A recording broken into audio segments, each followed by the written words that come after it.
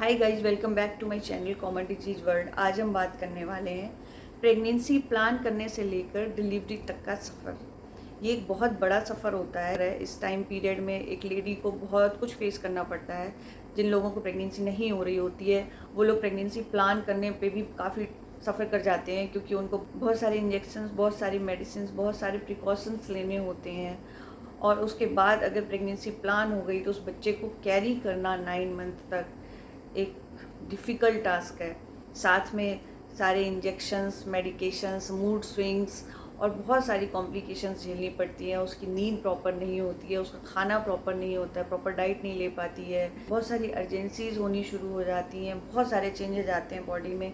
उन सभी चीज़ों से टैकल करना एक बहुत बड़ी चीज़ है, एक बहुत बड़ा टास्क है। तो आज हम उन्हीं सब चीज़ों के बारे में बात करेंगे कि एक नॉर्मल प्रेगनेंसी के लिए हमें क्या क्या चीज़ों का ध्यान रखना है। जब हम प्रेगनेंसी प्लान करने से लेकर डिलीवरी तक का सफ़र अच्छा कटे, उसके लिए हमें क्या क्या चीज़ें करनी चाहिए, उन सब चीज़ों के बारे में बात करेंगे। जब भी आपको प्रेगनेंसी प्लान करनी है तो सबसे पहले आप फॉलिक एसिड 5 mg की टैबलेट रोज़ एक गोली खाना शुरू कर दें। प्रेगनेंसी प्लान करने के 1 या 2 महीने पहले से ये स्टार्ट कर दें। शोध के द्वारा पता चला है फॉलिक एसिड की वजह से न्यूरल ट्यूब डिफेक्ट के चांसेस बहुत ज़्यादा कम हो जाते हैं। ऐसा नहीं है कि बिल्कुल 100% है, बट बहुत कम हो जाते हैं। तो ये एक प्रिकॉशनरी हमें लेना आवश्यक है।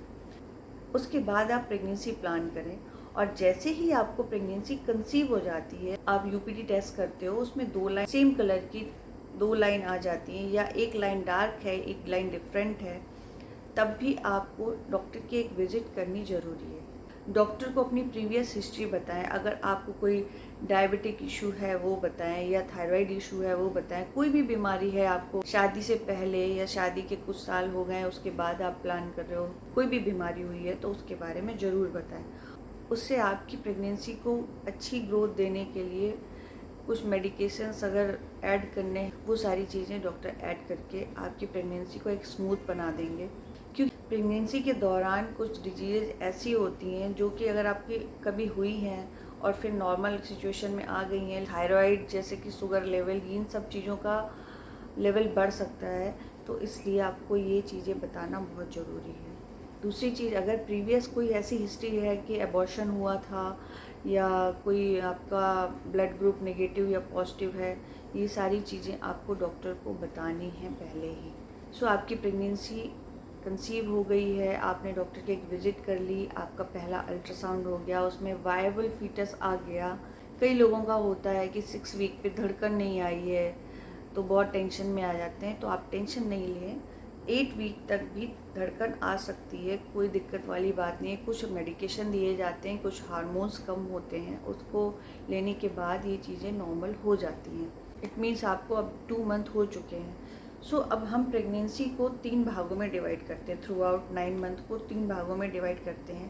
पहले 3 मंथ जो होते हैं वो फर्स्ट ट्राइमेस्टर होता है, उसके बाद के सेकेंड 3 मंथ होते हैं वो सेकेंड ट्राइमेस्टर होता है, उसके बाद के 3 मंथ होते हैं उनको थर्ड ट्राइमेस्टर बोलते हैं। अब हम बात करेंगे ट्राइमेस्टर वाइज।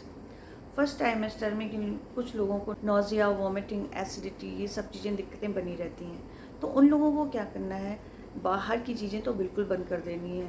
जो लोगों को समोसे वगैरह, बर्गर, पिज़्ज़ा, ये सब चीज़ें, फ़ास्ट फूड वगैरह बहुत पसंद है, वो सब बिल्कुल बंद कर देना है।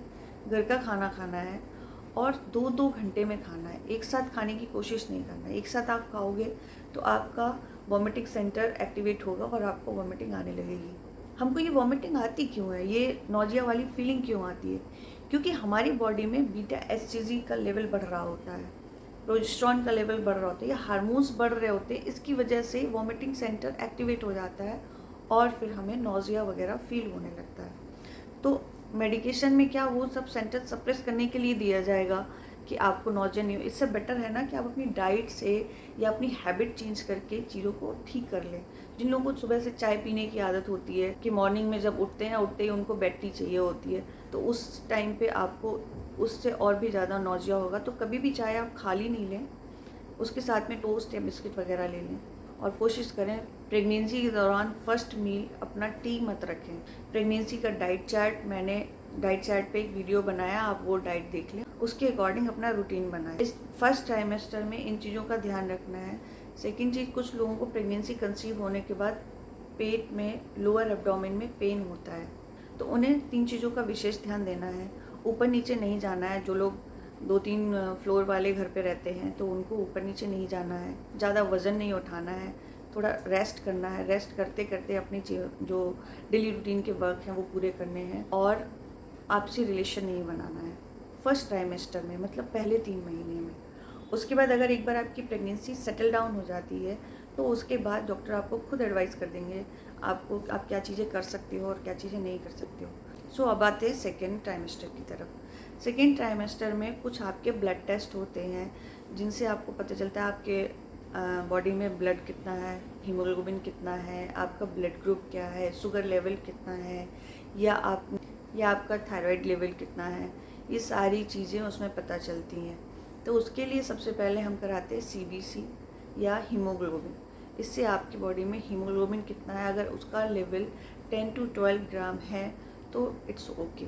अगर उससे भी कम है तो फिर हमें उसके लिए मेडिकेशन देना होता है, ताकि वो लेवल, क्योंकि आगे जाके ये लेवल कम ही होना है प्रेगनेंसी के दौरान, तो इसको मेंटेन करना बहुत ज़रूरी है। अदरवाइज़ बच्चे में ऑक्सीजन लेवल कम होने लगेगा, हाइपोक्सिया में चला जाएगा। ब्लड होता है वो ही तो ऑक्सीजन का वहन करता है, तो इसलिए हमारी बॉडी में हीमोग्लोबिन अच्छा होना बहुत ज़रूरी है। तो दूसरा चीज़ आता है आपका ब्लड ग्रुप। ब्लड ग्रुप बहुत मैटर करता है उन लोगों के लिए जिन फीमेल्स में ब्लड ग्रुप निगेटिव होता है। वैसे तो ब्लड ग्रुप हमारे 4 टाइप के होते हैं, A, B, AB और O। ये 4 टाइप के ब्लड ग्रुप होते हैं, बट इनके साथ RS फैक्टर भी ऐड होते हैं। RS फैक्टर होते हैं पॉजिटिव और नेगेटिव। जिन लेडीज़ का ब्लड ग्रुप नेगेटिव है और उनको पहली प्रेगनेंसी में अबॉर्शन हो चुका है, नेक्स्ट प्रेगनेंसी है, तो उनमें कॉम्प्लिकेशन हो सकती है, तो उन्हें अपना ब्लड ग्रुप पता होना बहुत ज़रूरी है।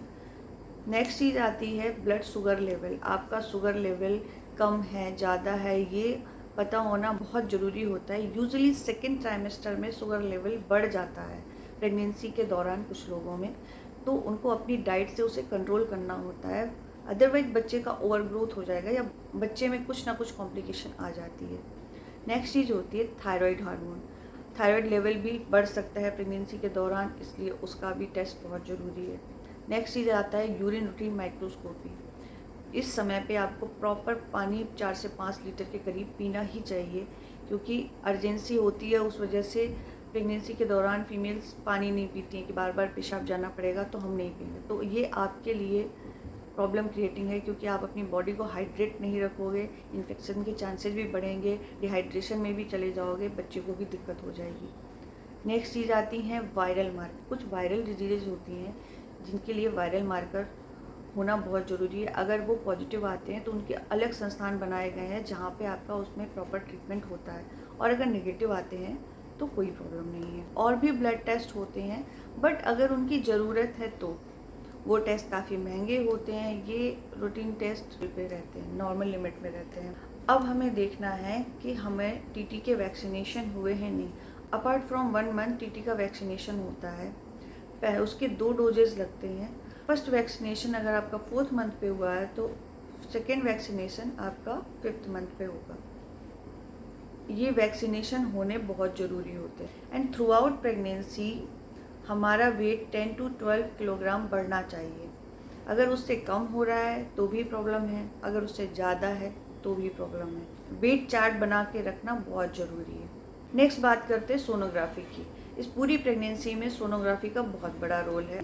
तो फर्स्ट सोनोग्राफी आपकी होती है जब आपका प्रेगनेंसी कंसीव हो जाता है, UPT पॉजिटिव आता है, तो आपकी फर्स्ट सोनोग्राफी होती है, वो अराउंड 2 मंथ पे होती है।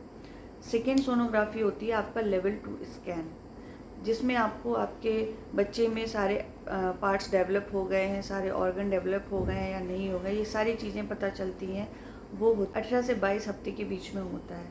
थर्ड होता है डॉपलर स्कैन, वो 8th मंथ पे होता है, 8 मंथ के बाद होता है। तो उसमें बच्चे में सारे सर्कुलेशन प्रॉपर आ रहे हैं नहीं आ रहे हैं, वो सारी चीज़ें पता चलती हैं। तो जो लेवल 2 स्कैन होता है, वो लेवल 2 स्कैन क्यों कराना होता है, क्योंकि अगर बच्चे में कोई भी डिफॉर्मिटी है, हाइड्रोसिफेलिस हो रहा है, बच्चे का सर बड़ा हो गया है, तो एटलीस्ट इन सब चीज़ों के पहले ही पता चलते ही हम बच्चे को अबॉर्ट कर सकते हैं, उस बच्चे का कोई फ्यूचर नहीं है। तो इसकी ये इम्पोर्टेंस है। तो ये था पूरा 9 महीने का सफ़र। अगर आपको पसंद आया हो तो प्लीज़ लाइक करें, सब्सक्राइब करें एंड शेयर करें। Thank you.